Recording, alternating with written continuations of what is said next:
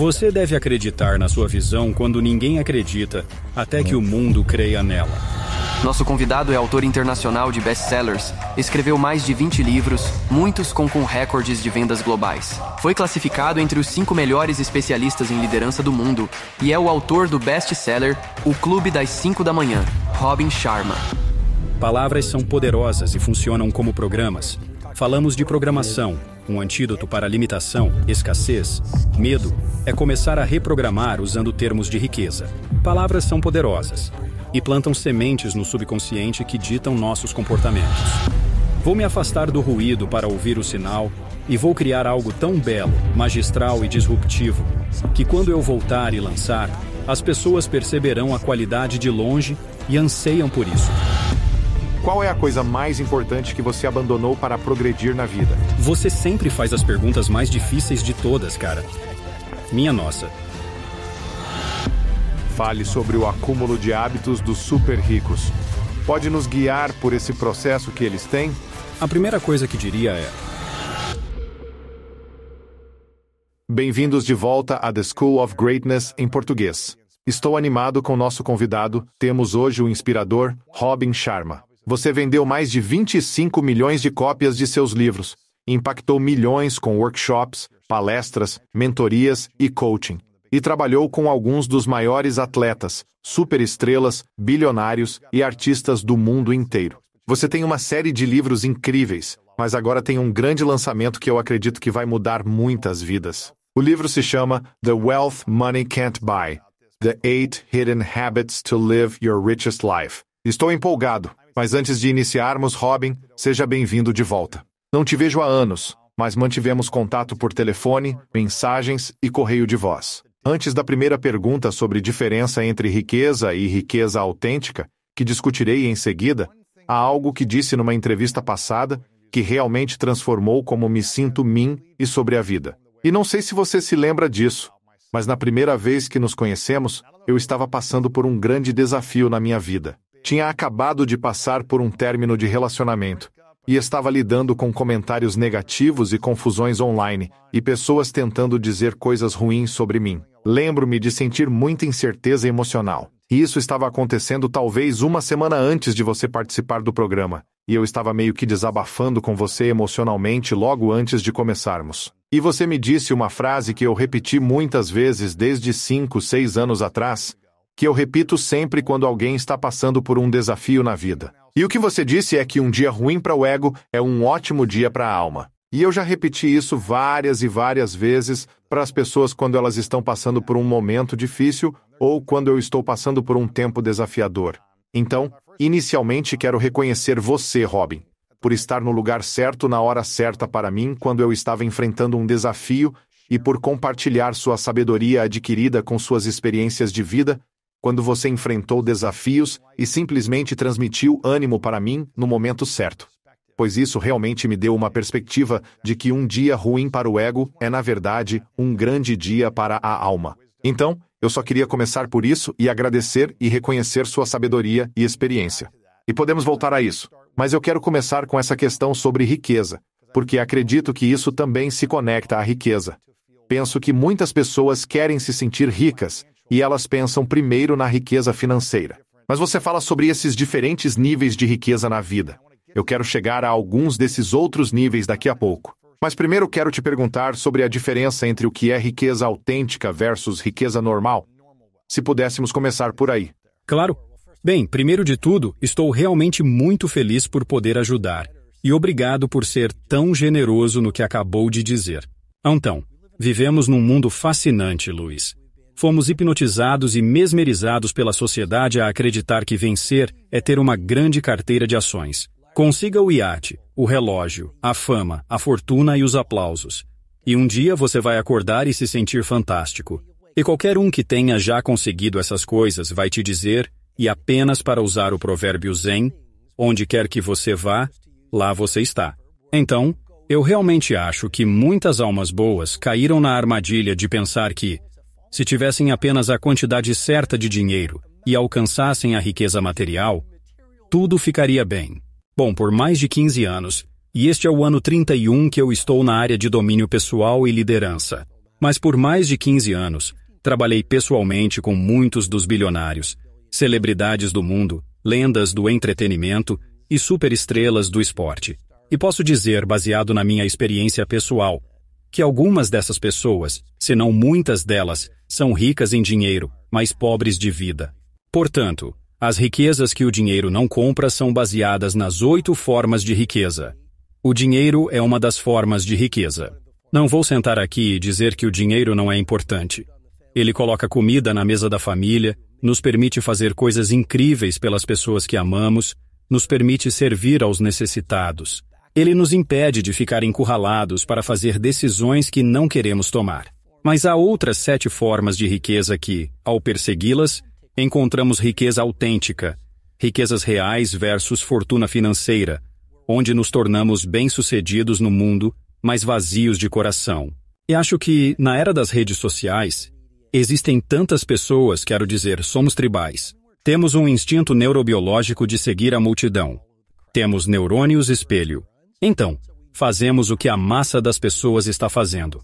Mas qual é o ponto de escalar uma montanha, gastando nossos melhores anos fazendo isso, apenas para perceber no final de um quarto de século de vida que escalamos a montanha errada? E o que estou tentando fazer é mostrar às pessoas um mapa, ou estrutura de riqueza real, que possui 8 formas. Não apenas dinheiro. Qual é, na sua opinião, a forma de riqueza mais influente que as pessoas não aproveitam hoje, além do dinheiro? Acho que depois de muito analisar, tirando o dinheiro, eu diria que o serviço é incrivelmente importante. Antes de continuarmos mais adiante, espero que não se importe se eu disser, mas você claramente estabeleceu a intenção de prestar um serviço. E eu acho muito fácil cair na armadilha de pensar, isso é algum tipo de ideia metafísica ou filosófica. No entanto, se você quer realmente ser um grande empreendedor, por exemplo, foque de maneira monomaníaca ao distribuir o máximo de valor possível aos seres humanos. Nosso trabalho como empreendedor não é só criar, mas introduzir magia no mercado. E quando você introduz um toque de magia no mercado, em um mundo que frequentemente celebra a mediocridade, você se destaca, se diferencia e cria seguidores fervorosos e fanáticos.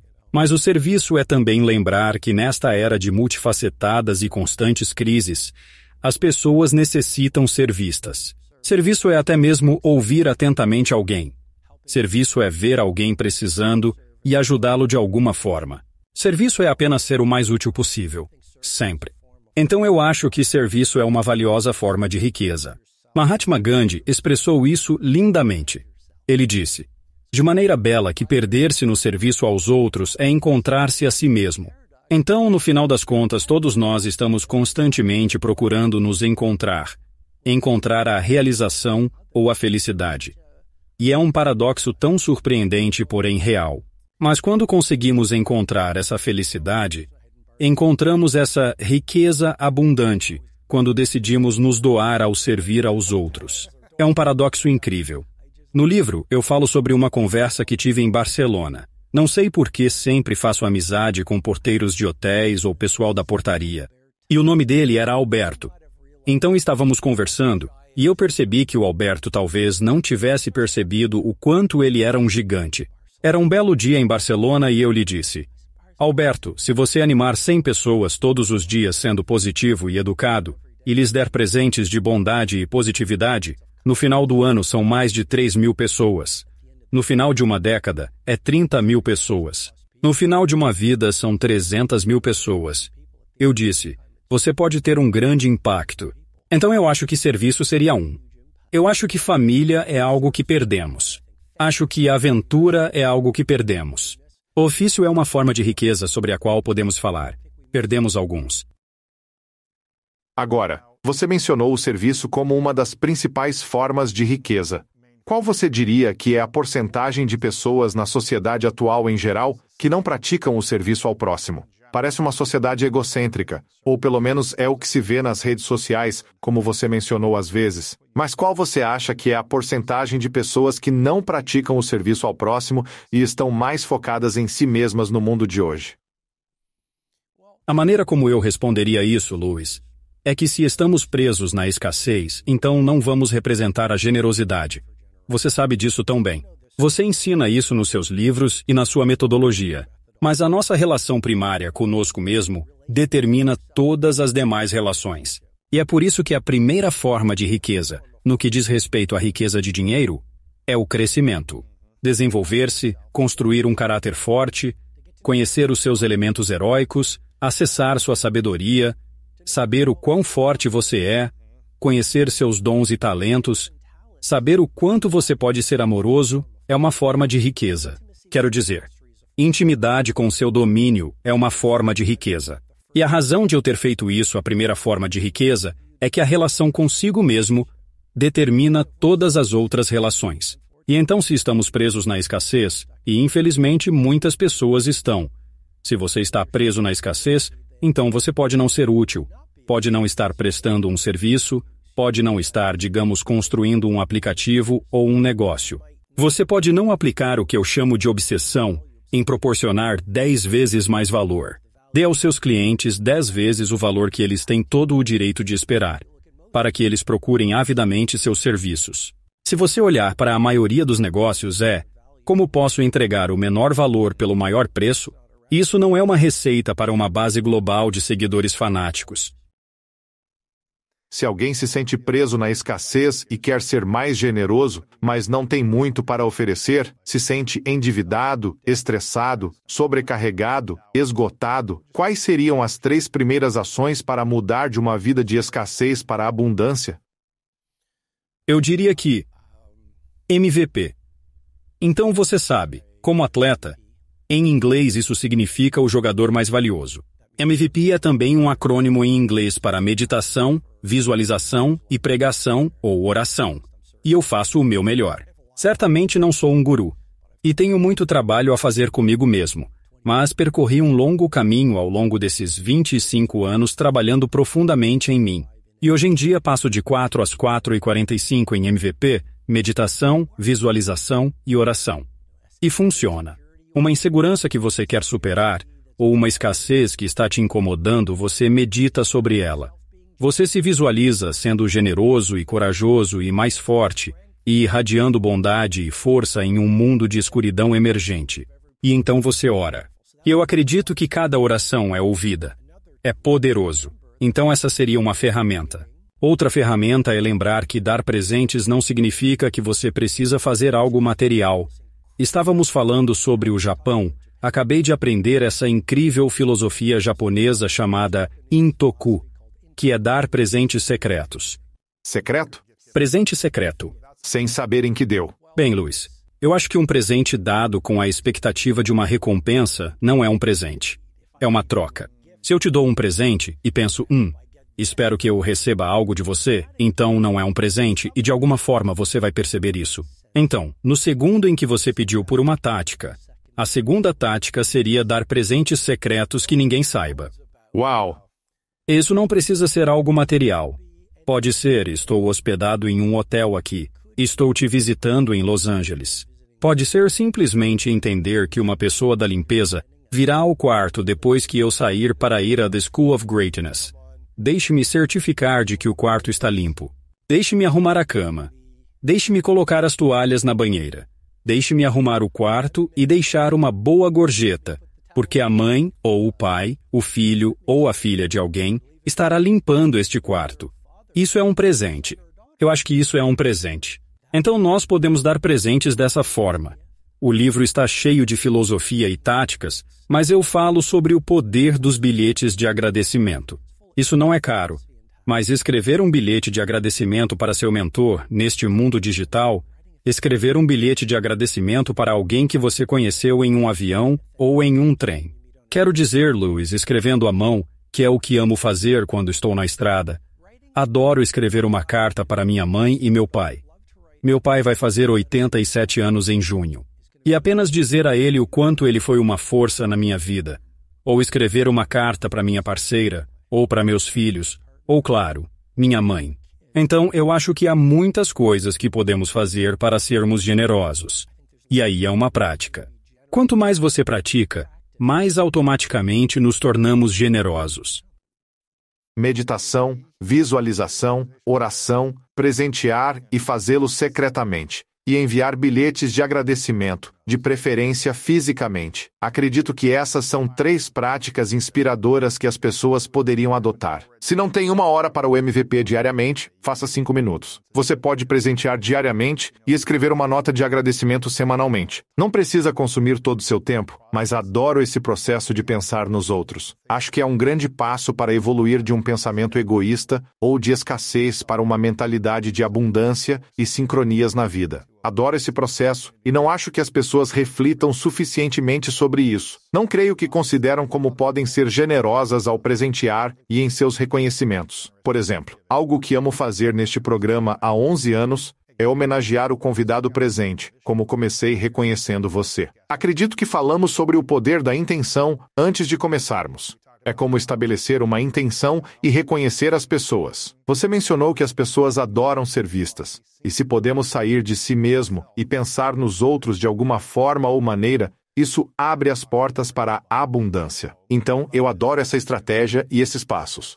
Eu diria até mesmo, Luiz, com o nosso trabalho, um trabalho é apenas um trabalho se nós o enxergamos apenas como um trabalho. Eu acho que muitas pessoas perdem a oportunidade de serem generosas, assim como de alcançarem a maestria. É por isso que é a 4ª forma de riqueza. E a riqueza que o dinheiro não pode comprar. Ver seu trabalho como seu ofício, ver seu trabalho como algo nobre, seja você um programador, um professor de yoga, um piloto de avião, um astronauta, um professor, um bombeiro. E você diz, estou em uma missão, quero ser o melhor do mundo naquilo que faço. E há um capítulo no livro chamado Make Your Project X. Acredito que muitos empreendedores, na minha observação, digo isso respeitosamente, mas eles sofrem por correr atrás de toda novidade que aparece. Penso em um empreendedor em particular. Toda vez que o encontro, ele tem um novo negócio que está lançando. Toda vez.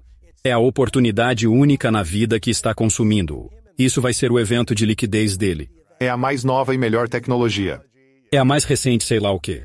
E o que eu estou explicando sobre o conceito do Projeto X é que vivemos em um mundo onde produzimos tanto conteúdo e nos apressamos a colocar constantemente muitas coisas no mercado com mediocridade. Eu diria para ser uma dessas muito raras pessoas que leva 1 ano, ou até mesmo 3 anos.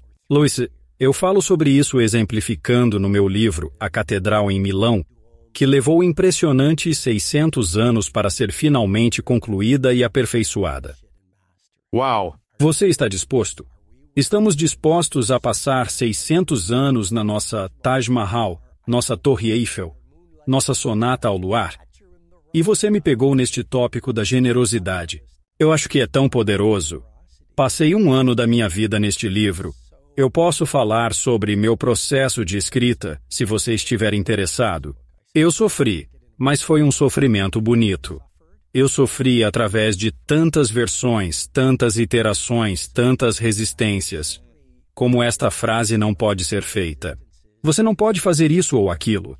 E eu penso que uma vez que empurramos o nosso melhor para o mundo através do nosso projeto X, eu acho que é um ato de, posso dizer, de amor. Uau!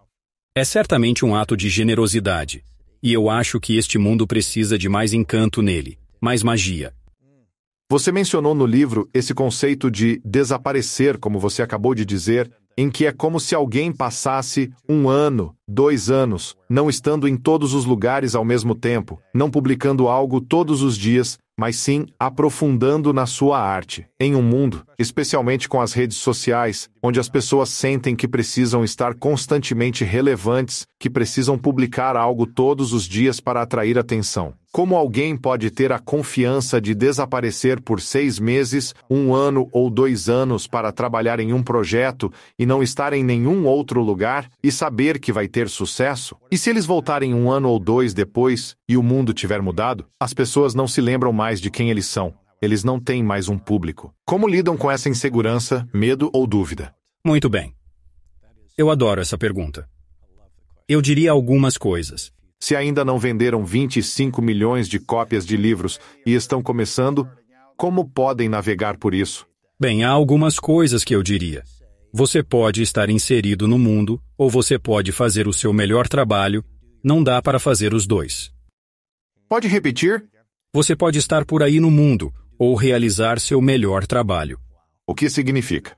Bem, eu diria com certeza também que isso significa que um gênio adora isolamento profundo. Você sempre quer entrar em um estado de fluxo e fazer um trabalho lindo e inspirador. Veja, eu prefiro muito mais ser um minimalista do que um maximalista. J.D. Salinger é um dos meus heróis literários. Ele publicou apenas um único livro, que por acaso foi O Apanhador no Campo de Centeio. Vincent van Gogh. Ele vendeu apenas 2 quadros, mas afinal, ele é Vincent van Gogh. Então eu diria que é absolutamente essencial sair do mundo regularmente para fazer seu melhor trabalho, para entrar em um estado de fluxo, para criar sua maestria. Tipo, conseguir aquela casinha à beira-mar.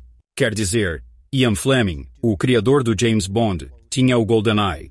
Há um capítulo no livro chamado Find Your Personal GoldenEye. Eu diria a todos, invistam em uma casa de campo, mesmo que seja um quarto de hotel ou um quarto de pousada na sua cidade ou um canto em uma biblioteca. Mas desapareça lá. Você não precisa se esconder por um ano. Acho que é uma ideia legal. Vá para Tóquio. Vá para a Colômbia. Vá para a cidade do México. Vá para Estocolmo. Vá para a África do Sul por um ano e crie sua obra-prima. E fique livre das redes sociais e medite.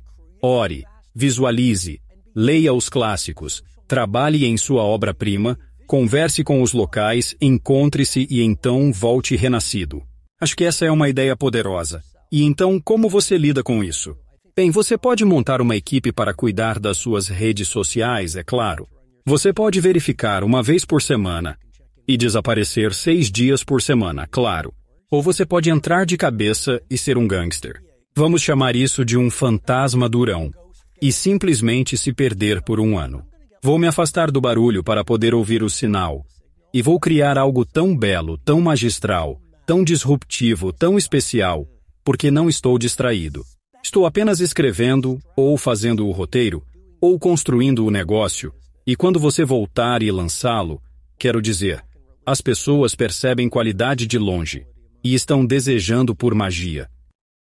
Então, vamos supor que seja um livro, você se afasta do mundo e depois volta com essa incrível obra-prima.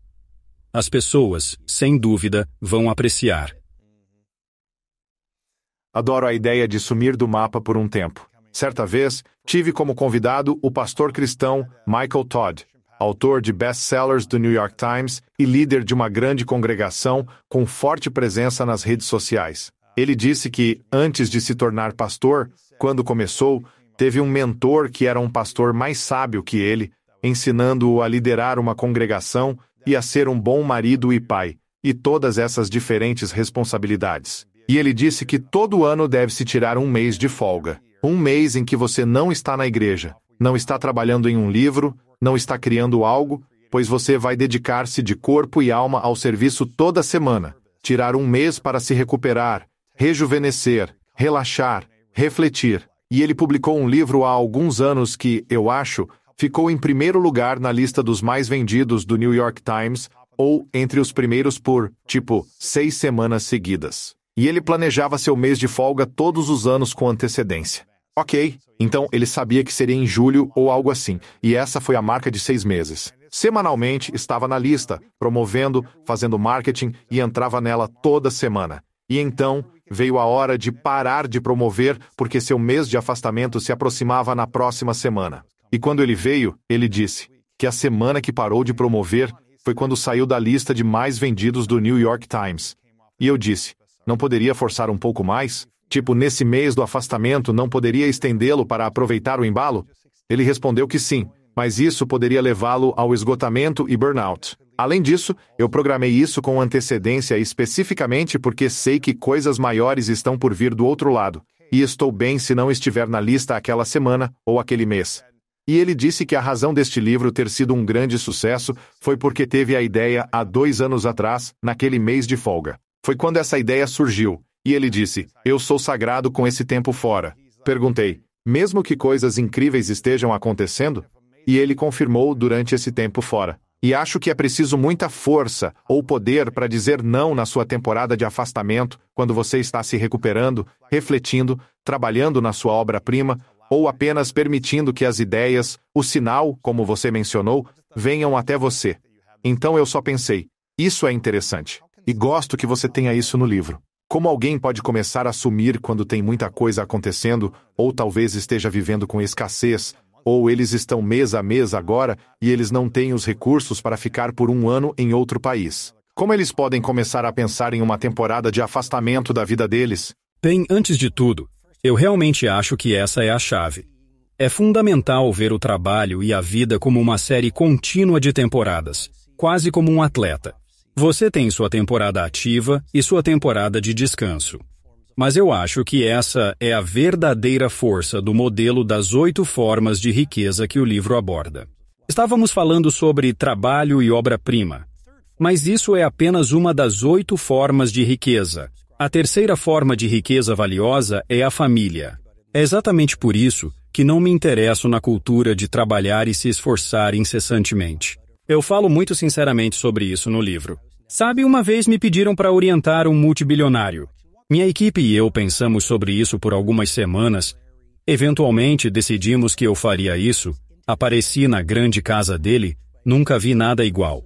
Passei por sua coleção de arte impressionante, pela sua enorme coleção de carros, pela sua vasta biblioteca, e eventualmente fui até essa escada que levava a um corredor subterrâneo misterioso.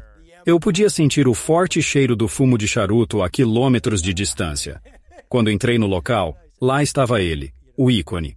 Então conversamos por algumas longas horas. Ele com paciência me contou e compartilhou sua fascinante história de como construiu os negócios e o seu império. Sem dúvidas, ele é o verdadeiro imperador. O imperore. E eu disse, me fale sobre sua família, com quem você compartilha isso. Um longo silêncio. E ele disse, sou sozinho. Então eu compartilho isso porque a terceira forma de riqueza é a família. Nós falamos sobre relacionamentos em nossas conversas passadas. Sabe, se você tem uma rica parceria com seu parceiro ou parceira, isso é uma riqueza que o dinheiro não pode comprar. Se você tem um rico relacionamento com, no meu caso, também meus filhos. Então o Colby e a Bianca e meus pais. Eu os vi em Toronto na outra noite. Como eu disse, meu pai vai fazer 87 em junho. Minha mãe ainda segue firme. Há um capítulo no livro que conta quando minha mãe enfrentou uma gangue de motociclistas. E ter bons amigos com quem você gosta de estar.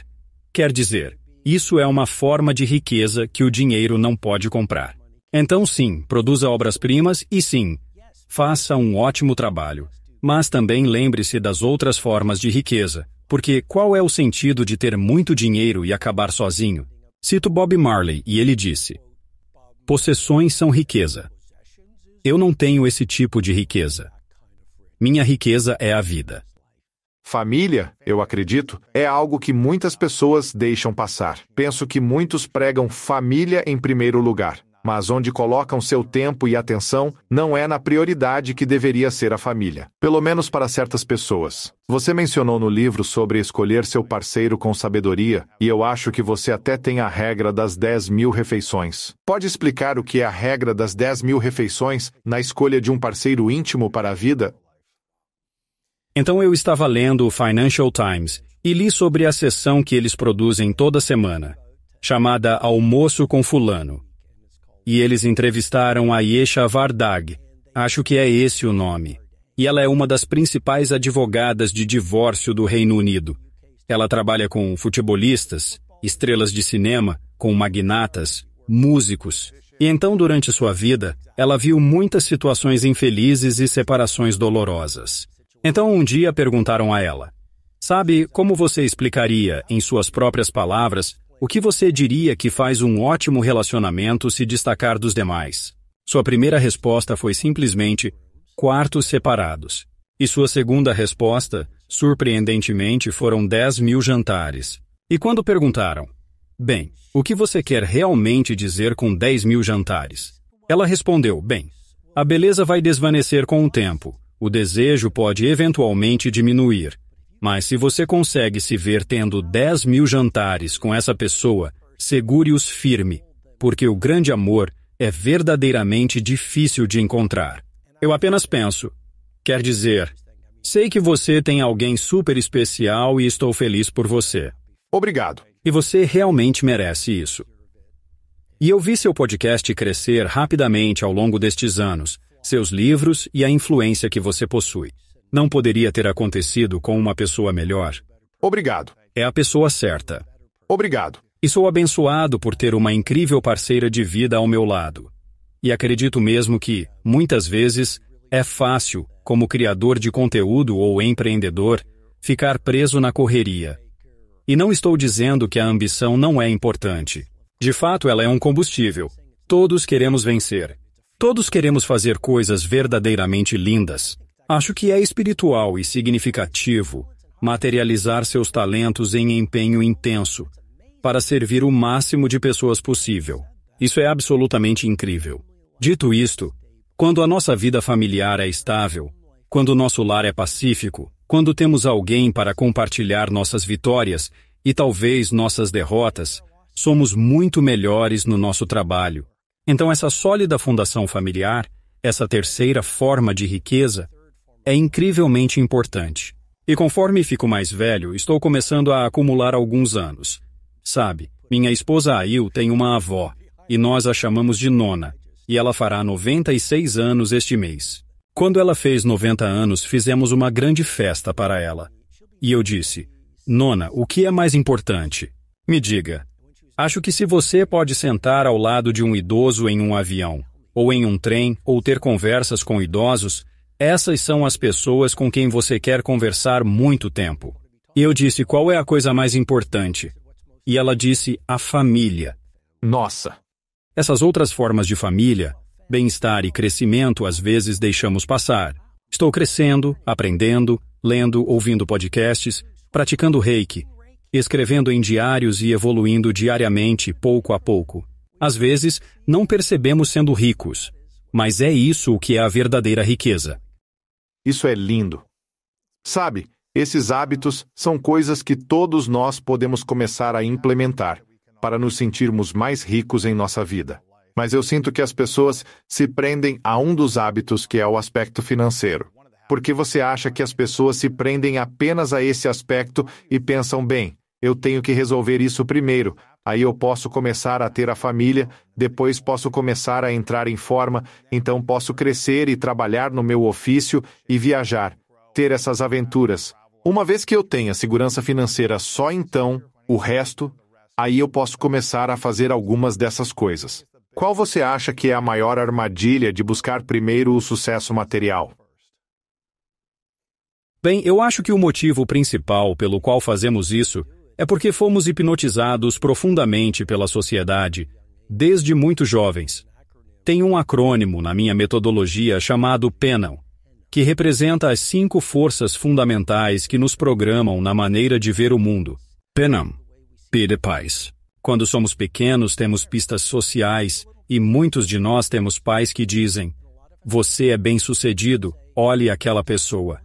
Eles são bem-sucedidos porque eles têm um carro novo. Eles são extremamente bem-sucedidos. Olhe, eles são membros de um clube de golfe. Aquela pessoa ali conseguiu fazer 1 tonelada de dinheiro. Realmente são bem-sucedidos. Então, como crianças pequenas e impressionáveis, olhamos para nossos primeiros cuidadores para receber sinais sociais sobre o funcionamento do mundo complexo, que instalam uma série de crenças e programas que nos guiam pelo resto de nossas vidas, a menos que reprogramemos conscientemente. P de paz. Letra E de espaço. Atualmente vivemos em um ambiente onde quem é celebrado é o bilionário com o seu jato, não o dedicado jardineiro ou o professor, aquele que eleva 20 vidas. Você não vê esses profissionais frequentemente na capa de revistas. Vamos colocá-los em um pedestal, porque este é um professor que trabalha tão apaixonadamente como Picasso pintava. N de nação. Então nossa nação tem um programa coletivo. Existem nações que dizem, aqui está o troféu das coisas materiais que nos influenciam. PENAM, letra A de associações. Nos tornamos nosso círculo social. E muitos de nós têm círculos sociais onde as pessoas dizem, olha, eu acabei de comprar o carro, eu comprei o iate, eu vendi minha empresa. Eu acabei de passar de 1 milhão de seguidores nas redes sociais e depois M de mídia. Todas as mensagens dos influenciadores que seguimos e os anúncios que recebemos. Novamente, o que muito disso mostra? Mostra desfrutar de dinheiro e bens materiais, pegar o veleiro, a mansão, voar no jato, ter coisas boas e então você é rico. Você sabe, eu acho que a pessoa mais rica que já conheci, ou uma delas, foi meu instrutor de esqui. E ele disse, eu não sou rico, mas eu tenho uma vida rica. E ele tinha uma família que o adorava. Ele esquiava nas montanhas. Ele amava sua arte. Então, somos programados e depois seguimos o que a multidão faz. Frequentemente, estamos tão ocupados e não sabemos por que tanta correria, e gastamos os melhores anos de nossas vidas escalando montanhas para só depois descobrir que eram as erradas. A quinta forma de riqueza é o dinheiro. Há 25 capítulos sobre o que aprendi mentorando bilionários em como fazê-lo. Não vou ficar aqui e dizer que dinheiro não é uma forma de riqueza. Mas existem outras 7 que acho essenciais para focar se realmente queremos uma vida mais rica. E como você disse, riqueza autêntica. Fala isso no livro, que aborda as riquezas imateriais. Os 8 hábitos ocultos para uma vida mais rica. Pode nos guiar por essa pilha de hábitos das pessoas super ricas? Os hábitos que essas pessoas têm? A primeira coisa que eu diria é que você tem que acreditar na sua visão quando ninguém mais acredita, até que o mundo inteiro acredite. Então, uma das primeiras partes do conjunto de hábitos das pessoas super ricas com quem eu trabalhei é que elas são indiferentes às opiniões alheias. Indiferente às opiniões. Indiferente às opiniões alheias, algumas pessoas simplesmente não se importam. A maioria nem dá a mínima para o que pensamos acerca de seus hábitos, suas crenças, ou o modo peculiar de como vivem. São piratas. Eles são verdadeiros gangsters. E honestamente, acho que a maioria de nós é tão educada, tão profundamente conectada à consciência da maioria. Se alguém diz que é uma ideia boba buscar ajuda, ou encontrar aquela pessoa perfeita para compartilhar sua vida, ou quer morar em Tóquio e desaparecer por um ano inteiro, e eles dizem, você é louco? Dizemos que queremos deixar nossos empregos atuais e iniciar um novo empreendimento. Na primeira vez que nossos pais, nossos melhores amigos, parceiros significativos, ou até mesmo um estranho na rua, nos dizem que isso não é possível, infelizmente tendemos a acreditar neles. George Bernard Shaw expressou isso de forma bela e eloquente. Ele disse que o homem razoável, obviamente incluindo a mulher, apesar de ele especificamente ter dito homem, adapta-se ao mundo. O irracional insiste em adaptar o mundo a si mesmo. Portanto, todo o progresso depende do homem irracional. Interessante. Então não devemos dar ouvidos aos provocadores. Não devemos dar atenção aos provocadores. E os bilionários, os magnatas das finanças, eles têm uma visão. Eles compreendem a natureza de uma visão disruptiva, pois ela aterroriza o status quo. O status quo não celebra os disruptores. Atira pedras contra eles. Então nosso trabalho é pegar as pedras que os críticos nos atiram e construir com elas monumentos que inspirem o mundo. A segunda coisa é que essas pessoas são incrivelmente disciplinadas. Sabemos pela ciência que a disciplina é como um músculo. Então, faça coisas difíceis.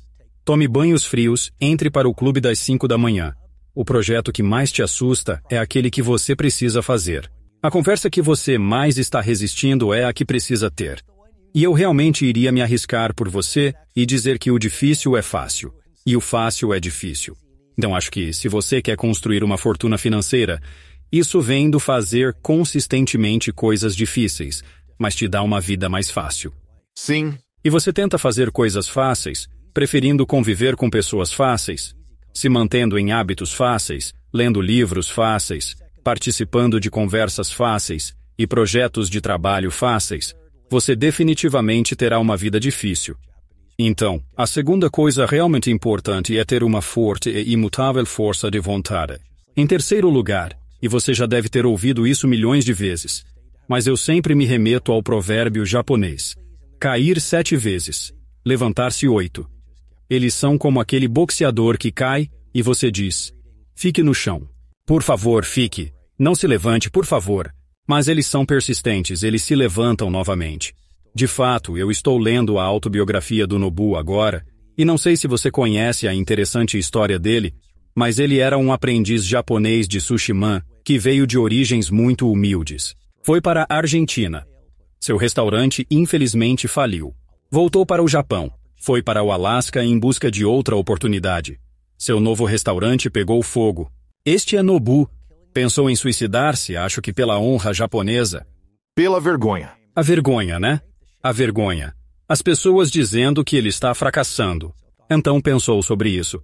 Sua esposa o tirou dessa situação. Começou um lugarzinho ali não muito longe de onde estamos, eu acredito, em West Hollywood ou Beverly Hills. E eu acredito que seja chamado Matsu.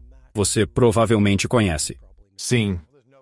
Sim. Então abriu aquele restaurante e um dia começou a fazer sucesso. E num dia, Robert De Niro foi trazido por um produtor e se apaixonou pela comida e disse: "Vem para Nova York. Vamos abrir um restaurante." Nobu foi, mas não estava preparado. Então Robert De Niro continuou voltando por 4 anos. Comia pratos diferentes cada vez que estava em LA, adorava a comida. Ele eventualmente chamou Nobu, dizendo: "Vamos lá." Nobu respondeu: "Sabe, é hora." Percebi que Robert De Niro esperou 4 anos pelo meu sim. Mas meu ponto é ser completamente incansável. São 40 anos de carreira. E agora, ele é Nobu. Essa seria a terceira coisa a discorrer. Esses seriam os hábitos dos bilionários que me vêm à mente. Você fala sobre palavras poderosas que nós podemos usar, e eu acho isso realmente interessante, porque muitos membros da minha audiência estão interessados em como usar efetivamente a linguagem, palavras, pensamentos e emoções para manifestar, para atrair, para criar oportunidades e sincronicidades para envolver mais pessoas em sua visão e sonhos. Então, estou curioso. Quais são as palavras poderosas que podemos aplicar para criar mais magia em nossa vida? Bem, estou tentando encontrar. Lá vamos nós. Então, as palavras são verdadeiramente e incrivelmente poderosas. E eu acho que vivemos em uma cultura que inegavelmente desvaloriza a importância das palavras. Nós dizemos: "Pô, cara, sua camisa é muito irada, cara." Provavelmente é a minha infância. Com bastante frequência, nós realmente dizemos: "Ah, sim, ele mandou muito bem no treino. Ela foi incrível naquela apresentação. Uau, esse livro é muito louco. É muito doido." Não, não é loucura. Não é doideira. É trabalho duro. É maestria. Muitas vezes dizemos a alguém: "Ei, Luiz, você teve uma grande sorte." Você não teve sorte. Eu vi você trabalhando com extremo foco, dedicação incansável por anos.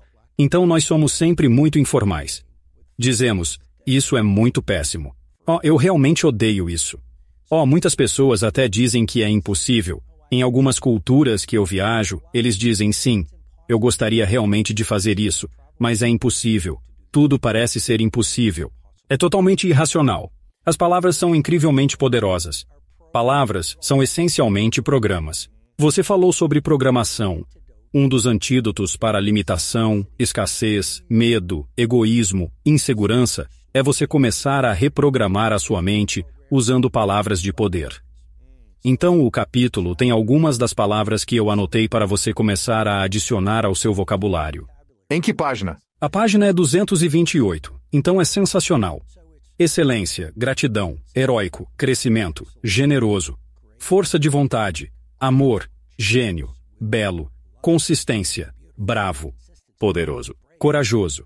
Nós podemos optar por falar como vítima ou como líder, e você identifica uma vítima de longe. E eu não estou julgando, estou apenas relatando. Mas eles estão lá. Sabe, eu sinceramente gostaria de encontrar o amor, mas não há muitas pessoas boas por aí. Eu gostaria de idealizar e iniciar um negócio, porque realmente não gosto muito do meu atual trabalho. Mas, sabe, a economia está ruim, a inflação está extremamente alta, e há muita concorrência pesada. Até mesmo quando conversam com as pessoas, quero dizer, há pessoas que, quando você se afasta delas, eu adoraria saber o que você pensa, mas quando você se afasta, você simplesmente sente isso, que confiaria.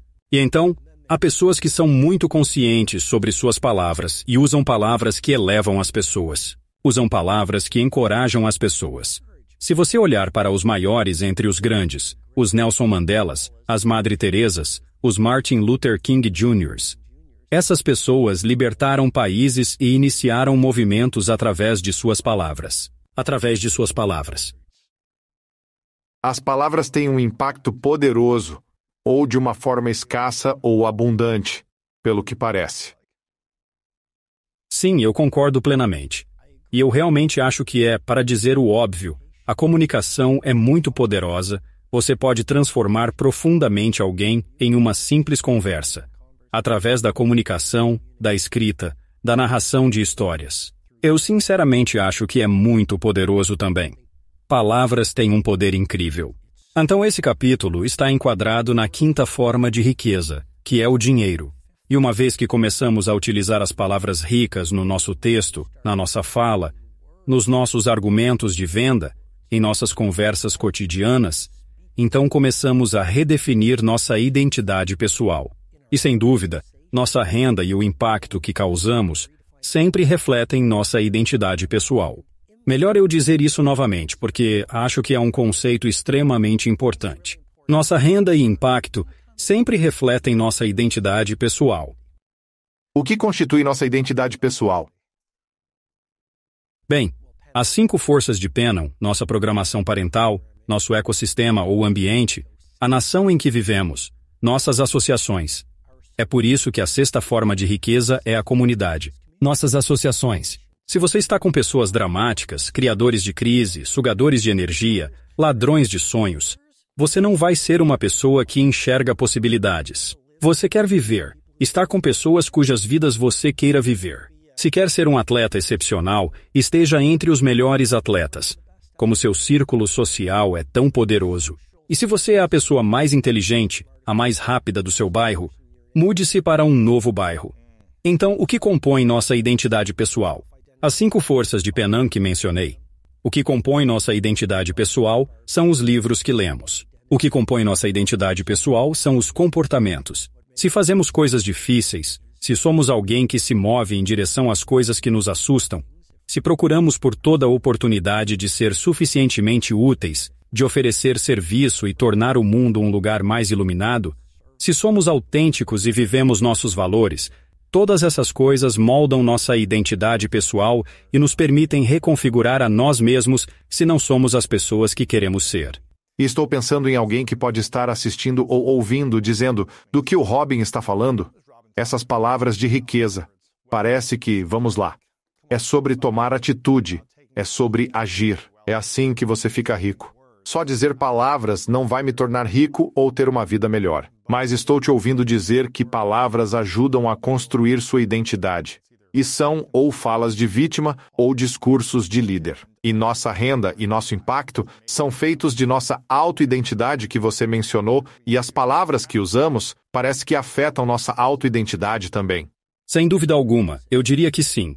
A primeira coisa que quero dizer é que não estou, de forma alguma, afirmando que a execução não seja essencial. Estou apenas oferecendo uma ferramenta para nos construir na nossa forma mais forte possível de nós mesmos. Serei o primeiro a dizer que ideia sem execução é pura ilusão. Serei também o primeiro a dizer que visão sem realização é inútil. Sabe, há muito no livro sobre a importância de trabalhar duro.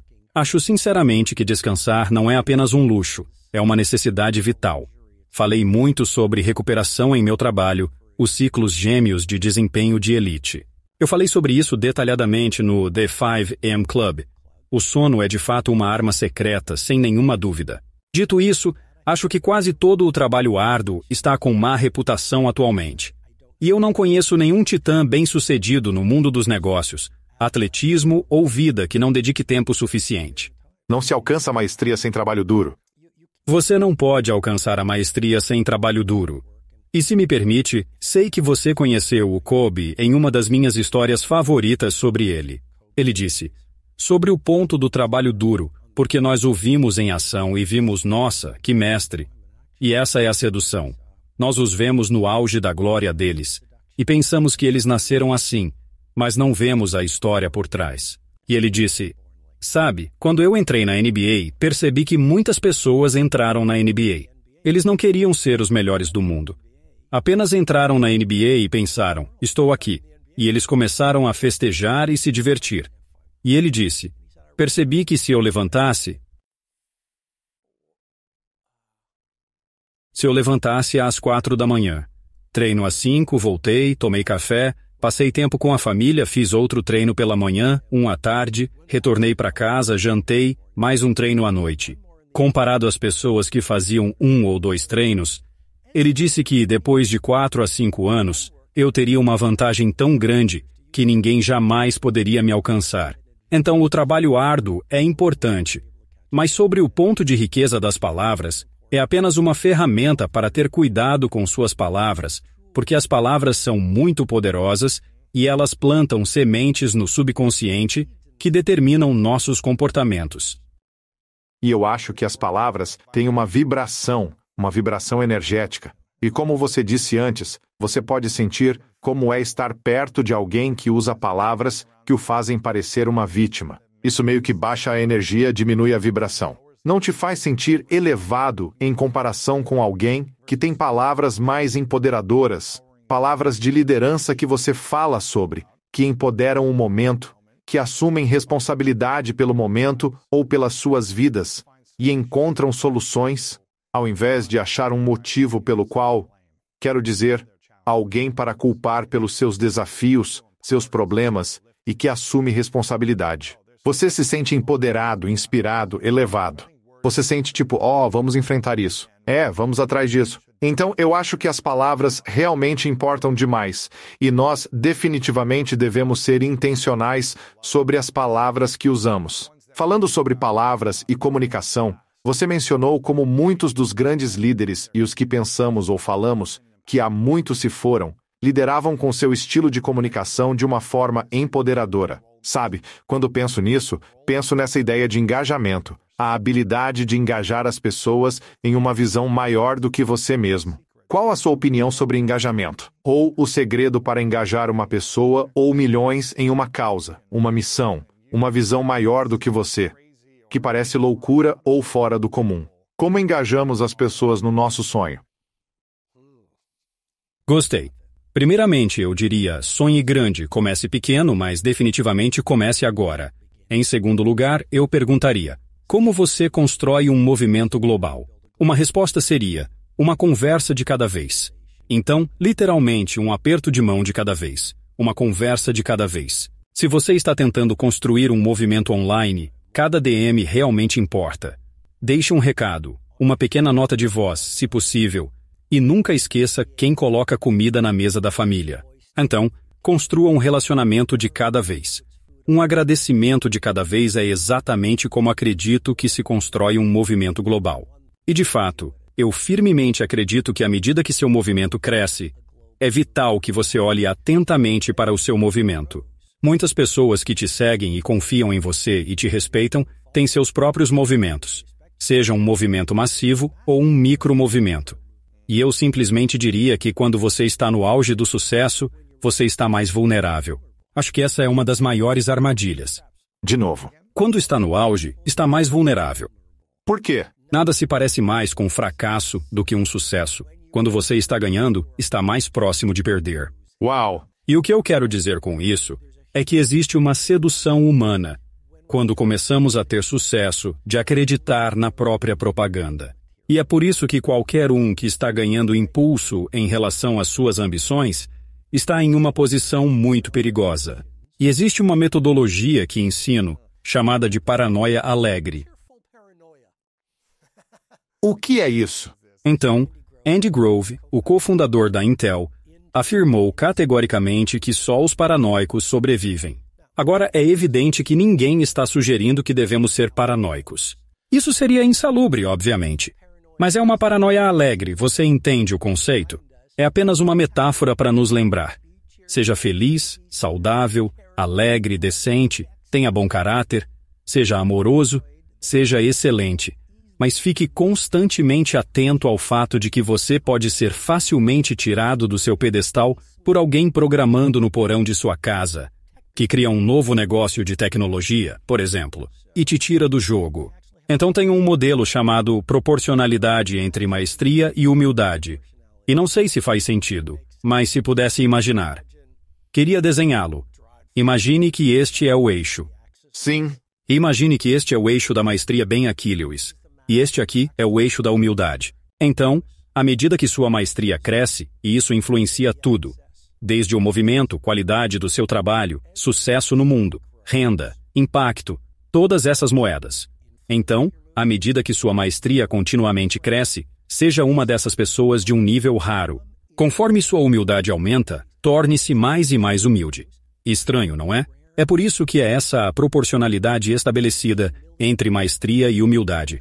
À medida que a maestria cresce, aumente proporcionalmente sua humildade. Agora, se você verdadeiramente fizer isso, então você vai ser bem-sucedido. Porque, honestamente, eu acho que a chave fundamental para ser um alguém lendário é realmente a longevidade. Sim. Então, qualquer um pode ser um campeão, é difícil. Mas você tem a chance. As verdadeiras lendas querem uma dinastia. E você só consegue uma dinastia se pensar em longevidade. Eu que acredito, e há um capítulo no livro sobre isso que explica tudo. Mas eu diria que o mais humilde vence. Mais humilde vence. Sim, e não falo só de boas maneiras. Humildade é manter a mentalidade de faixa branca ao ascender. Humildade é não esquecer-se de um coração humilde e grato pelas pessoas que te mantêm no negócio. Humildade é nunca perder a mentalidade de iniciante. Significa que, mesmo após 25 anos na área, você assiste a uma conferência sentado na primeira fila e faz mais anotações do que qualquer outro. Nossa, isso é grande. E então eu penso nos gigantes da humanidade, os verdadeiros líderes servidores. Eles eram reverenciados globalmente e tinham corações humildes. Eu estive na cela de prisão de Nelson Mandela. Aquilo ali mudou a minha vida. Não sei se você teria interesse em fazer isso. Eu adoraria. E me diga, como foi exatamente adentrar esse determinado espaço? As pessoas dizem, eu tive um momento que mudou minha vida. Na maior parte da minha vida, eu penso, nunca tive um momento que mudou minha vida. As pessoas dizem, eu li aquele livro, minha vida mudou. Ou eu fui naquele evento e minha vida mudou. Isso nunca realmente aconteceu comigo. Na maior parte tem sido um crescimento gradual. Mas um dia eu peguei a balsa saindo da cidade do Cabo. Era julho, um dia frio de inverno abaixo do Equador. Eu vi a pedreira de calcário onde Nelson Mandela cortou pedra por 7 anos, danificou seus olhos por causa do brilho nos seus olhos, a poeira do calcário danificou seus pulmões. Eu fui ao escritório de propaganda onde eles redigiam as cartas da Winnie, e eles não deixaram ele sair da prisão para comparecer ao funeral e à morte do seu filho. Ele disse que esse foi o seu maior arrependimento. Ele disse, meu filho morreu em um acidente de carro. Eles não me deixaram sair para ir ao seu funeral. Isso é triste. Eu vi os chuveiros onde ele, já um homem idoso, tomava banhos frios e os guardas riam dele. Todas as formas cruéis de tortura.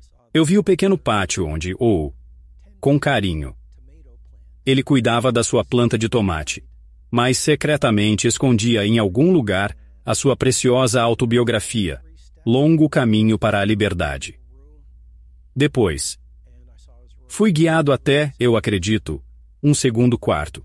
Eu vi o humilde quarto dele. Era bem pequeno mesmo. Minúsculo? Sim, muito pequeno. Nos primeiros anos, por causa da cor de sua pele, não permitiam que ele usasse calças no frio do inverno. Doente o tempo todo e sem cama.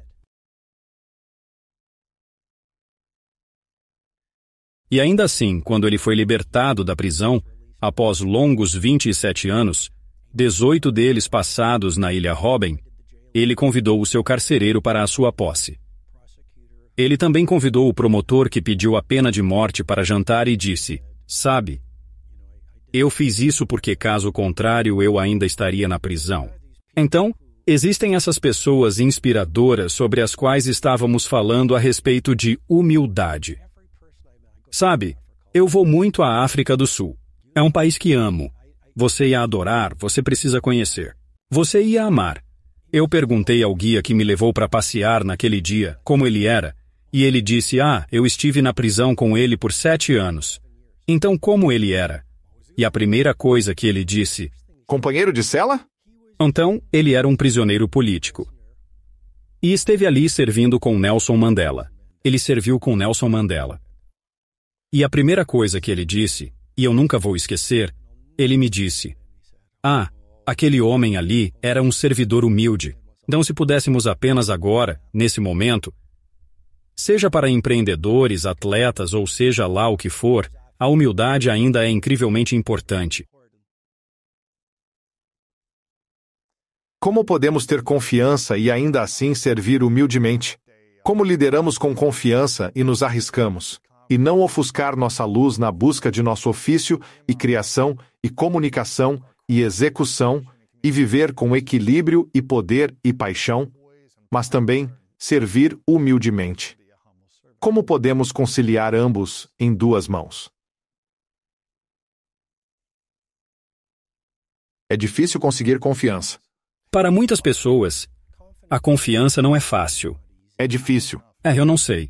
Eu diria que, vamos para algumas táticas. Há uma ferramenta que menciono no livro chamada parágrafo pré-desempenho. É simplesmente um parágrafo que você escreve em seu diário todas as manhãs sobre o seu dia ideal. Relacionado a isso, há 4 perguntas sobre as quais eu escrevo quase todas as manhãs no meu diário. Isso pode ser tático e espero valioso para sua base global de seguidores. Número 1, pelo que sou grato. Número 2, onde estou conseguindo minhas vitórias. Se focarmos nessas pequenas vitórias, isso cria momentum e aumenta a confiança. Nosso cérebro tem uma tendência natural à negatividade. Olhamos para as ameaças em vez de focar em nossas conquistas. Então, ao focar deliberadamente perguntando a si mesmo essa questão, onde estou conseguindo vitórias? Você treina seu cérebro para se concentrar no progresso que muitas vezes negligenciamos, o que constrói confiança, gera energia, nos mantém esperançosos. A terceira pergunta que me faço, tenho a impressão de que você pode gostar desta. O que deixarei para trás hoje? Se você não perdoou alguém, você está carregando essa pessoa nas costas.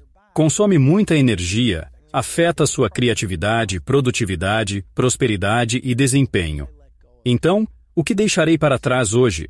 Pode ser alguém que te machucou. Uma perda, um desafio nos negócios, uma insegurança que está te incomodando. Você está simplesmente frustrado com algo. Então, deixe para trás. E a última pergunta que me faço é: o que faria de hoje um dia ideal? Então, nesse protocolo matinal, nas minhas sessões de diário, você poderia escrever sobre humildade. E isso ajudaria você a se manter focado durante o dia. Mas uma das minhas melhores coisas, vou voltar ao MVP. Eu apenas quando medito, quando visualizo e quando oro, faço o meu melhor para orar para ser um servidor, útil, não esquecer a missão. Quando eu escrevo, não escrevo para entrar em uma lista de mais vendidos. Não escrevo para vender livros. Penso que as pessoas sentiriam a energia e as emoções. Então eu escrevo e passei 1 ano da minha vida. Reescrevi este livro talvez 20 vezes, mais de 10.000 mudanças em cada versão. E realmente foi um livro difícil de escrever. Mas do jeito que eu vejo, eu disse, quero que o livro The Wealth Money Can't Buy seja o livro mais valioso que eu já escrevi, porque sou tão bom quanto meu último livro. Mas ainda mais, sempre se dedique ao máximo ao que está fazendo. Fazer sem empenho versus estou pronto para o desafio. Mas ainda mais importante, do jeito que eu vejo, tenho um vínculo sagrado com cada um dos meus leitores. E então, se eles comprarem o livro, eles confiam em mim. E eu não quero desonrar isso. Então, diário, MVP, etc, etc, pode te manter humilde. Sobre a questão 3, qual foi a maior coisa que você teve de abandonar que impedia seu progresso? Você sempre faz as perguntas mais difíceis de todas as possíveis. De todas. Bom, eu diria talvez... Você passou por muita coisa. Negócios, relacionamentos e traições. Outros se aproveitaram de você. Você teve que abandonar coisas fisicamente, emocionalmente, mentalmente. Qual foi o maior peso na sua vida que, ao se livrar, você experimentou uma liberdade que nunca teve antes? Eu diria duas coisas importantes. Primeiro, devo admitir que existem pessoas que, infelizmente, me magoaram imensamente e com as quais tive que lidar. Não é fácil chegar a um lugar onde eu consiga as amar de longe. Então isso definitivamente não significa que você tenha obrigatoriamente que tê-las em sua vida. É aquela velha ideia. As pessoas voltam à sua vida para testar se você ainda insiste em cometer os mesmos erros estúpidos, certo? E aquela outra ideia que eu pessoalmente acho muito boa. Razão, momento e uma vida inteira. Algumas pessoas entram em nossas vidas por um motivo. Algumas entram por uma breve temporada. Porém, algumas entram para ficar por toda uma vida inteira.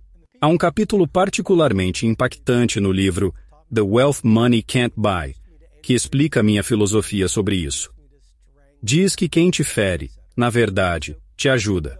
E surpreendentemente, as pessoas que mais me magoaram foram, na realidade, as que me ensinaram o perdão. Me apresentaram a sabedoria que tenho, me ensinaram o que é força, etc. Então isso seria algo que eu tive que abandonar, as pessoas que me magoaram profundamente. Para então chegar a um lugar de paz e perdão, onde eu percebi, sabe o quê? Eles estavam apenas fazendo o seu melhor. Estavam presos na escassez e no medo. Realmente estavam apenas fazendo o melhor que podiam. A maneira como eles se comportaram, eles acreditavam que parecia uma ótima ideia para eles naquele momento. E a segunda coisa que tive que abandonar é, eu diria, você sabe, a falsa ideia de que eu não sou suficiente. Às vezes, vejo essas pessoas que exalam superconfiança e eu quase pergunto, como eles conseguem fazer isso? E sabe, eu venho de pais imigrantes, pais maravilhosos, mas de origem simples e, sabe, eu sou apenas uma pessoa muito comum. Então, talvez abandonar um pouco disso. Não sei se estou sendo claro. Mas é só, eu sou muito comum. E às vezes eu ainda luto contra isso. Contra a sensação de ser comum, de ser filho de imigrantes, ou sentindo que não pertence ou se encaixa? Ou o que seria? Eu diria que isso é parte do que sinto, sabe? A sensação de que eu não me encaixava. Sério? Sim. Eu acho que frequentemente. Eu ainda costumo sentir isso hoje em dia. Ou isso seria mais como as fases de crescimento, as memórias do passado onde você se sentiu negligenciado, zombado ou rejeitado? Bom, não zombavam de mim. Simplesmente não foi acolhido. Fui meio que recebido. Só não sei se queria estar ali. Eu te entendo. Sabe, eu convivo com as pessoas excêntricas, os desajustados, os diferentes. Essas são as pessoas que, sabe, essas são as pessoas que mais amo. Eu amo os artistas. Eu amo as pessoas que veem o mundo de uma forma diferente, as pessoas com as quais eu me identifico e alguns dos meus amigos mais próximos são simplesmente peculiares. Eles são reais. Eles são peculiares. Então sim, é isso que eu diria. Isso é legal. No livro Wealth Money Can't Buy, você tem esse conceito de colocar o seu último dia em primeiro lugar. Você poderia nos explicar o que isso significa? E como alguém poderia usar essa filosofia na vida hoje? Sempre que eu falo sobre o tema da mortalidade, as pessoas começam a se remexer desconfortavelmente nas cadeiras e muitas vezes dizem, não quero ser sombrio, não quero falar sobre morte. Acho que a mortalidade talvez esteja canalizando algo de Marcos Aurelius aqui, o grande e sábio imperador romano. Mas ele falava muito sobre como, eventualmente, todos nós viramos poeira. Ele falou muito sobre todo o ruído e toda a nossa vida perseguindo essas coisas por um ano inteiro no calendário. Porque, na verdade, muitos dos imperadores tiveram um ano nomeado em sua homenagem. E então, a última parte dos livros, a 8ª forma de riqueza, é sobre o serviço. Então eu falo sobre ser útil e como exatamente podemos servir para encontrar essa forma de riquezas internas e felicidade. Mas há muito na última sessão sobre a brevidade da vida. Tem um capítulo interessante, os 3 últimos desejos de Alexandre, o Grande, que ele contou para seus tenentes. Ele disse, vocês devem saber, quando eu morrer, eu quero que 3 coisas aconteçam.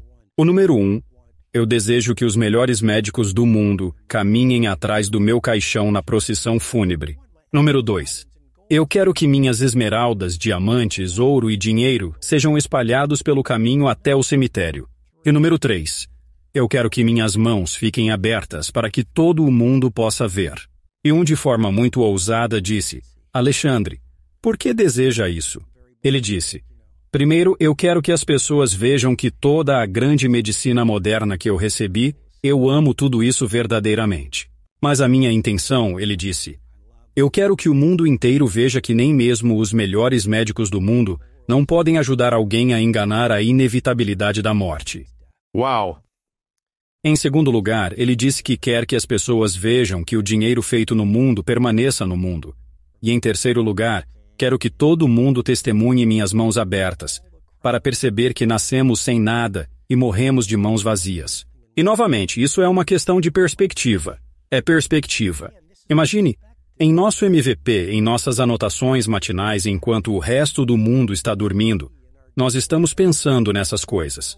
E no mundo construímos o negócio, construímos a família, o amor, construímos a maestria. Fazemos todas as coisas mundanas, e este é um dos provérbios mais importantes de todos os tempos. Definitivamente não é meu provérbio, mas é estar no mundo, mas não ser dele.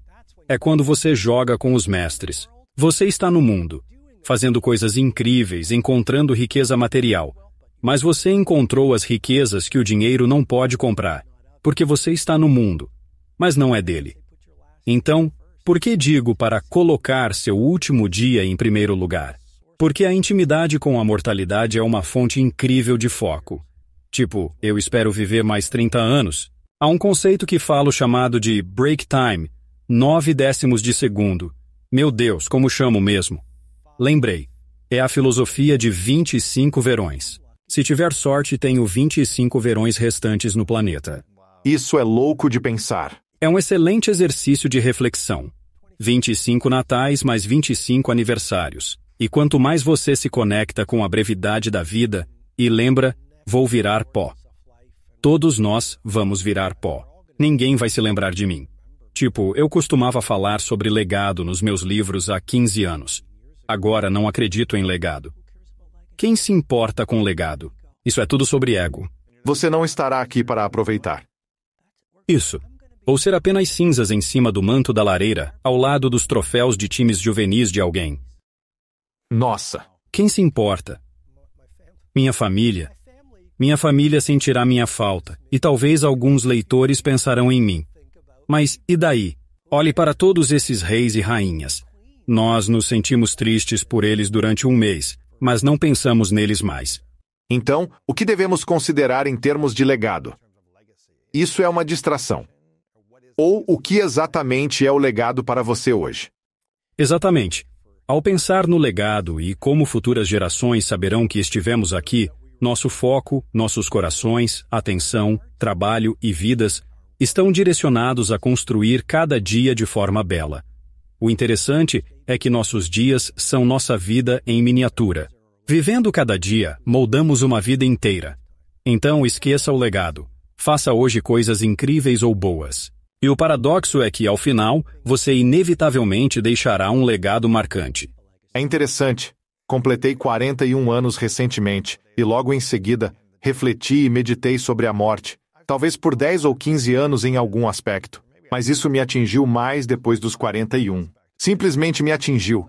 Pensei, cara, não tenho o resto da minha vida pela frente como aos 15 ou 25 anos. Ao refletir sobre isso, claro, espero ter uma vida longa e saudável. Mas não é como se tivesse 80 anos pela frente ainda.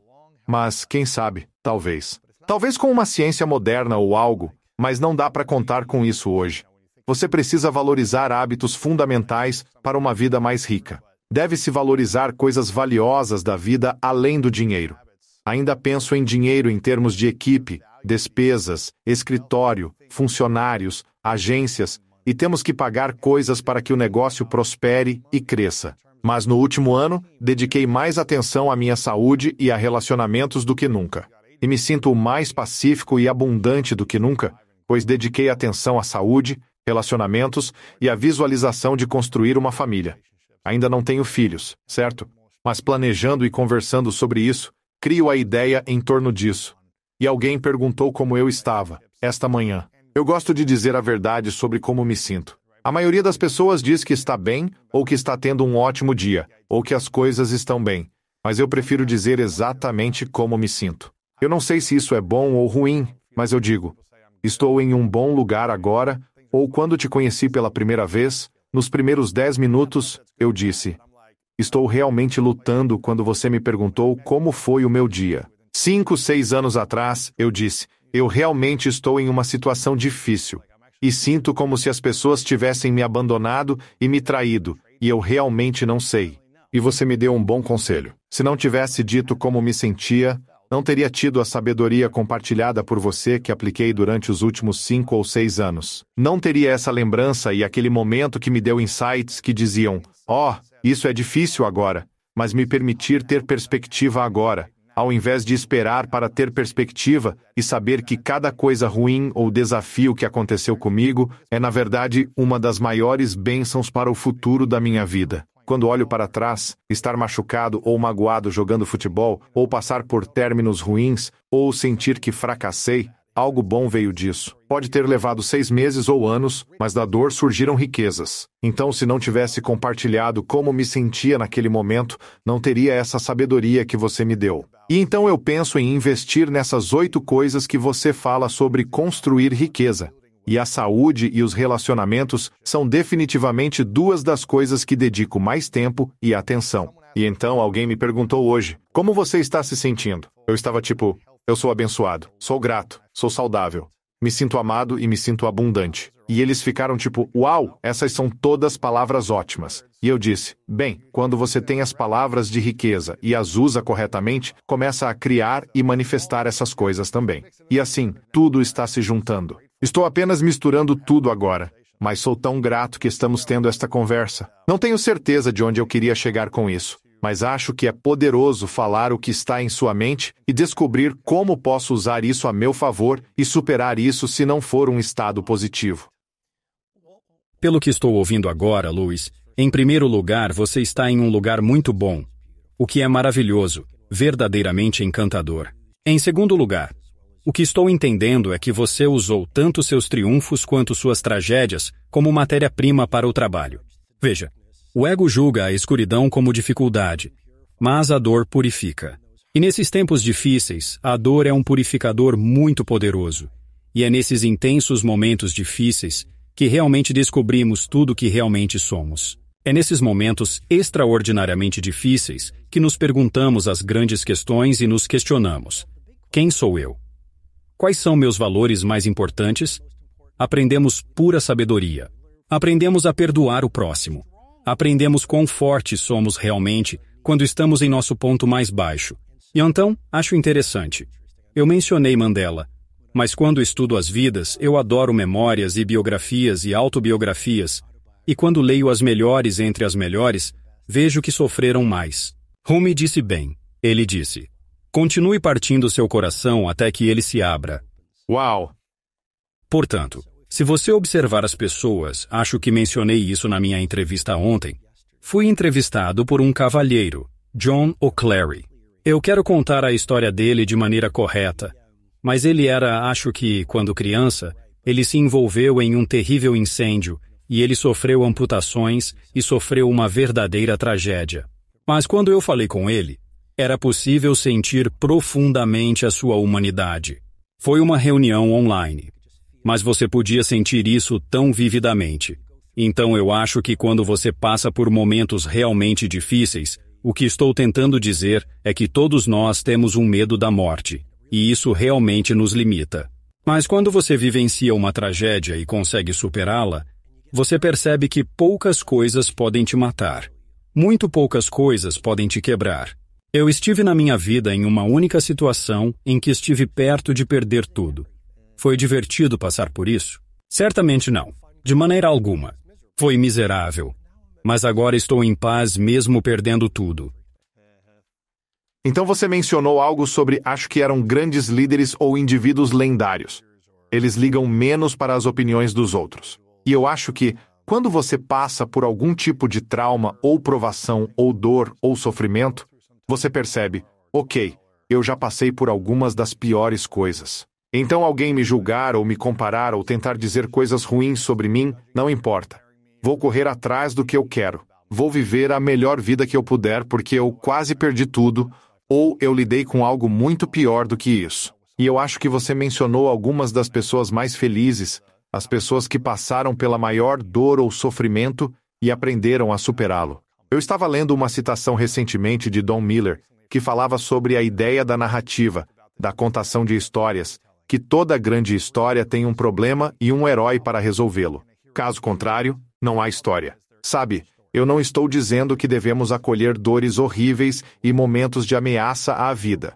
Mas os desafios vão aparecer quanto mais vivermos a vida e buscarmos as coisas que queremos. Isso meio que nos faz heróis. São os problemas que enfrentamos e como os superamos ou resolvemos. E eu simplesmente adoro essa abordagem que você tem para encarar isso. E estou curioso, nesta temporada da sua vida, você tem muito mais sabedoria e experiência do que eu.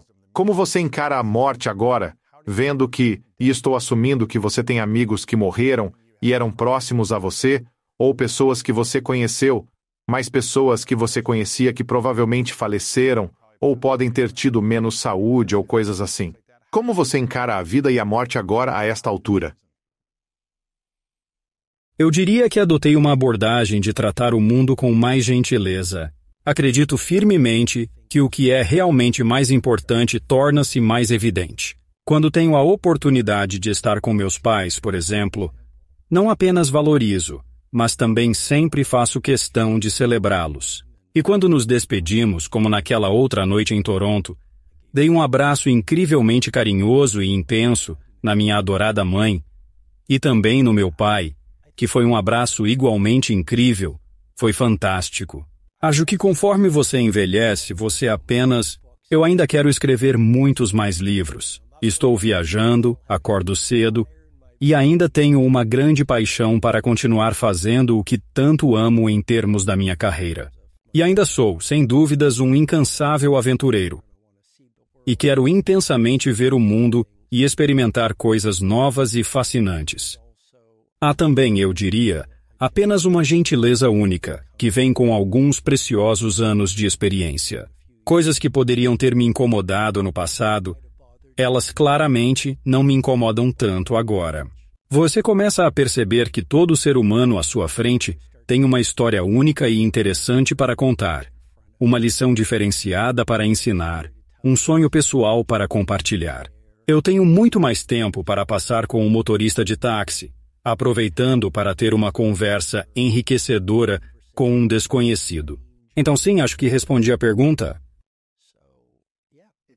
Se você pudesse voltar aos seus 30 ou início dos 40 anos, se pudesse dizer a si mesmo 3 coisas para adotar ou desapegar para preparar-se para o sucesso, o que seriam essas 3 coisas que diria a si mesmo ou a qualquer um na faixa dos 30 ou 40 anos hoje? A primeira coisa que diria seria: seja um minimalista ao invés de um maximalista. Se você observar qualquer gênio, e trabalhei com muitos gênios nos negócios, no esporte, todos eles têm algo em comum. Eles fazem uma coisa, e apenas uma, como o melhor do mundo. Então eu diria, construa sua vida em torno de apenas algumas coisas. Esse é o poder do framework na riqueza que o dinheiro não pode comprar. Penso que existem 8. São como 8 Monte Everestes. Construa sua vida em torno desses 8 Everestes, e você garantirá uma vida incrível. Não 50 coisas. Mesmo nos negócios, acho que as pessoas que mais avançam têm uma ideia. E aqui vai um ponto extra. Eles recebem uma oportunidade única na vida de outra ideia e dizem não a ela, mesmo sendo uma oportunidade única na vida, porque eles têm o seu pico de montanha que estão perseguindo. Então, a primeira coisa que eu diria é seja um minimalista versus um maximalista. Até mesmo pessoalmente, tenha poucos amigos. Há um capítulo no livro, A Regra dos 3 Grandes Amigos. Tenha 3 grandes amigos ao invés de 10.000 amigos digitais. Domine 3 ótimos livros ao invés de ler 60 livros. Faça apenas algumas coisas muito, muito bem. Todos estão dizendo, estou tão ocupado. O que eu diria é elimine a complexidade. Tenha poucos amigos, foque na sua família, foque nas formas de riqueza, bem-estar, aventura, e faça bem apenas algumas dessas coisas, e então você vai liberar tanto tempo, terá mais tempo livre. E o paradoxo é que você vai ser melhor nas poucas coisas que faz. A segunda coisa que eu diria ao meu eu de 30 anos, eu apenas me lembraria que seu relacionamento principal determina todos os seus outros relacionamentos. O que significa? Isso significa que trabalhar nos 4 impérios internos é o termo que eu uso para sua vida interior. Muitas pessoas falam sobre mentalidade. A mentalidade é incrivelmente importante. É sua psicologia. Mas eu acredito que, como seres humanos, temos mais 3 impérios internos que precisam ser otimizados e calibrados pouco a pouco todos os dias. Mentalidade é sua psicologia. O coração é sua emocionalidade. Você pode ter uma ótima mentalidade, mas um coração tóxico. Você nunca vai ser bem-sucedido nos negócios. Nunca vai ter sucesso nos relacionamentos. Isso vai afetar sua saúde com inflamação, cortisol, etc. Terceiro império interno, seu conjunto de saúde. Você sabe muito bem disso. Seu conjunto de saúde é seu físico, sua fisicalidade. Então, eu acho incrivelmente importante estar em forma. Sua forma física determina renda e impacto. Forma física determina ideação. Forma física determina longevidade. Forma física determina seu humor, etc. E o quarto império interno é seu conjunto da alma. Isso é sua espiritualidade. E as pessoas, eu desejo que o mundo celebrasse a espiritualidade ainda mais. Porque não estou falando de religião ou misticismo, Luiz.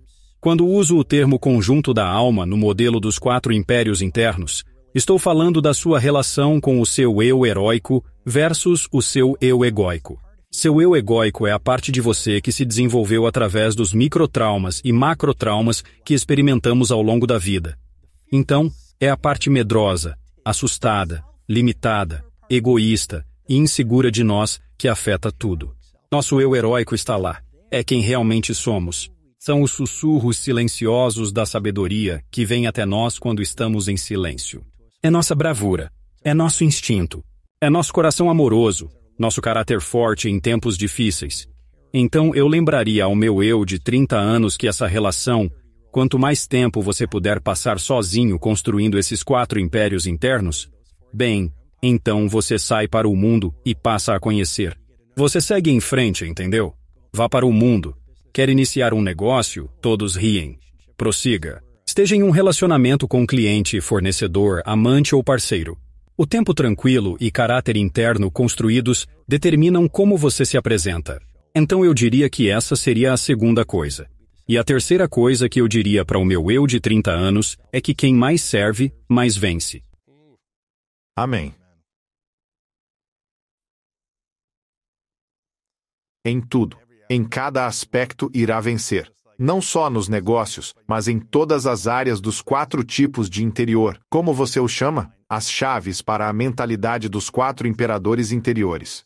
4 impérios interiores. Impérios. Sim, isso é bom. Eu adorei isso. Sim, eu quero dizer, é um paradoxo. Mas como eu gosto muito de compartilhar Mahatma Gandhi, que disse muito bem uma vez, perder-se ao servir os outros é encontrar-se. Embora isso possa soar como uma ideia filosófica complexa, porém é tão incrivelmente verdadeiro. Ao nos esforçarmos muito em nós mesmos para sermos mais úteis às pessoas, para sermos mais valiosos para os outros, ao nos dedicarmos em sermos mais úteis para outras pessoas, na verdade nos encontramos e descobrimos a felicidade. E esse é um dos paradoxos. O dinheiro, contudo, continua sendo importante. É uma das 8 formas de riqueza sobre as quais eu falo no meu novo livro. Mas, honestamente, eu não conheço ninguém que disse: finalmente ganhei dinheiro suficiente e estou feliz. Veja, é como uma infindável roda de hamster. É uma luta contínua. Nunca suficiente. Você conhece alguém? Quero dizer, eu me sinto muito feliz com o negócio e o dinheiro que fiz, e economizei, porque isso me permite ter flexibilidade. E eu sinto que fui inteligente nos últimos 18 anos, trabalhando duro, economizando dinheiro, investindo e reinvestindo em mim mesmo e nas relações. Mas é que eu não quero parar de ganhar dinheiro, eu acho. Então eu quero continuar ganhando e criando mais para poder servir mais. Mas eu me sinto em paz e em harmonia com onde estou. Então, se isso faz sentido, eu ainda quero ganhar mais, fazer mais. Não é como se fosse, pronto, eu terminei. Mas sim, eu me sinto em paz com o que criei até aqui. Eu te entendo. E não estou dizendo que... Olha, eu ainda quero ganhar mais dinheiro. Não leve ao pé da letra. Mas ganhar dinheiro é apenas uma das formas de riqueza. Exatamente. É a quinta forma. É uma forma de riqueza, mas não a idolatre. Sim, Use-a. adorei isso. E eu apenas acho que... Eu acho que é algo. Não é tudo. Sim, E qual é o sentido de ser rico de dinheiro e pobre de vida? Qual é o sentido de ter todo o dinheiro do mundo e ter um coração vazio e você não gosta muito de si mesmo? um lar cheio de coisas, mas não de amor. E vamos à ciência. A adaptação hedônica. Qualquer bom psicólogo positivo dirá que é o fenômeno humano, psicologicamente, de conseguir o que sempre quisemos e nos sentirmos bem com isso por cerca de uma semana. E então, a felicidade de base retoma seu lugar. Precisamos de mais. Mas, Essas são lições valiosas para quem tem 30 ou 40 anos. Tenho cerca de 20 perguntas na minha lista que nem exploramos. Mas presumo que muitas respostas estariam neste livro. The Wealth Money Can't Buy, The 8 Hidden Habits to Live Your Richest Life. Quero que as pessoas adquiram uma cópia e também uma para seus amigos. Este parece ser um livro que se pode ler várias vezes, digerindo e revisando alguns capítulos para realmente absorver o necessário para uma vida mais pacífica, plena, feliz e saudável, e para servir a sua missão e as pessoas ao redor. Então quero que peguem um exemplar desse livro. Para mim isso foi muito poderoso e quero te agradecer de novo, Robin, pela energia, sabedoria, insights e dedicação ao seu trabalho. Se ausentando por um ano da sua vida para mergulhar profundamente nisso, você criou uma obra-prima para muitos de nós ter. É conhecimento desmembrado em coisas que podemos entender e começar a aplicar nas nossas vidas se tivermos a coragem de tomar novas ações. Conhecimento é tão bom quanto a ação que você toma para implementá-lo e aprendê-lo você mesmo. Então não só leia isso, mas comece a aplicar essas coisas pouco a pouco, e você começará a se sentir mais rico na sua vida mais rica. Então, novamente, quero lhe dar reconhecimento, Robin, por estar aqui, por dedicar tempo, por compartilhar tantas histórias abertamente e com vulnerabilidade. É lindo, é poderoso. Eu sei que isto vai impactar muitas vidas. Os 4 imperadores interiores, é isso? Os 4 impérios interiores. Por que eu continuo dizendo imperadores? Os 4 impérios interiores, que eu acredito que veio do livro The 5M Club, o qual eu amo. E eu sei que muitos leram e compraram esse livro, se você é um ouvinte deste programa e se você tem assistido a este programa. Então, quero que vocês confiram esse livro também. Se te seguirem como Robin Sharma, pelas redes sociais, encontrarão você. Qual é o seu site principal? Onde também podem te contatar e ver todos os seus livros e mais. robinsharma.com. Instagram e YouTube como Robin Sharma. Perfeito. O monge que vendeu sua Ferrari foi, obviamente, um dos maiores sucessos.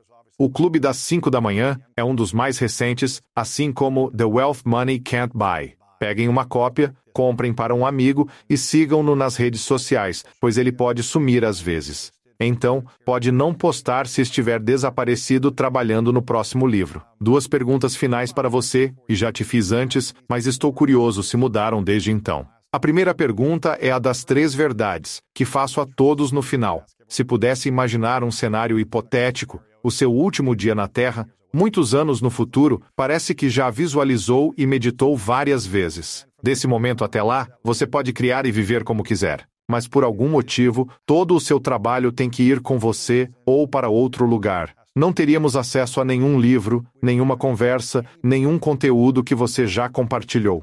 Cenário hipotético.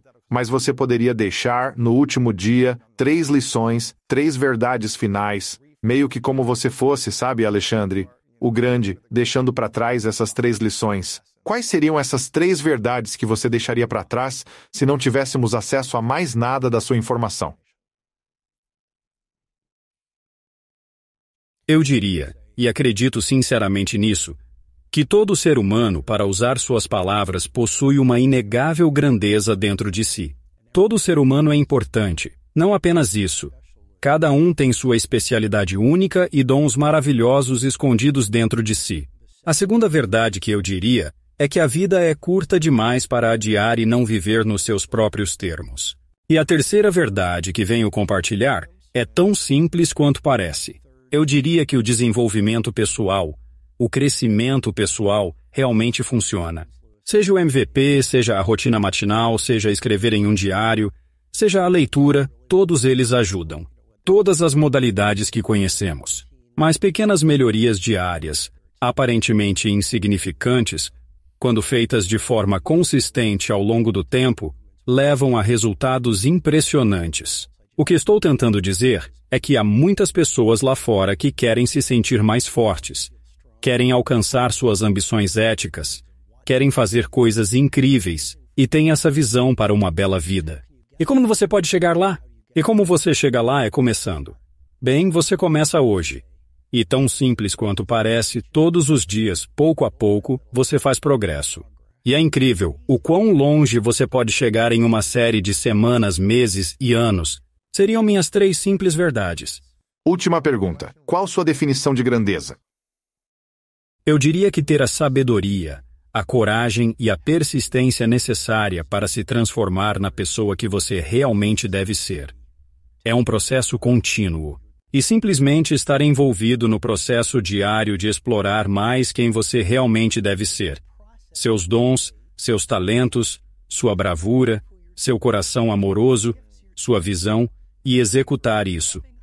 Estando no processo já é considerado como uma vitória.